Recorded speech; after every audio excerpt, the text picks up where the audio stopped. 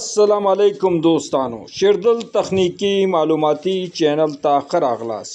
अल्लाह ताला दे वकी द सेहत او عافیت جامه پتن زمونږ د نن ورځې ټاپک او موضوع دا څنګه کولای شو ډیسی یا ایسی بلب د درې مختلفو ساحو څخه د درې پینا 2 سوچ په واسطه باندې اپ او آن کو نو دوستانو زه غواړم په دې رابطه ستاسو سره مختصر لټ او مهم معلومات شریک کوم سره د ویرینګ کنیکشن او ډایګرام نو دوستانو راځو د دې سیستم ویرینګ کنیکشن او ډایګرام ته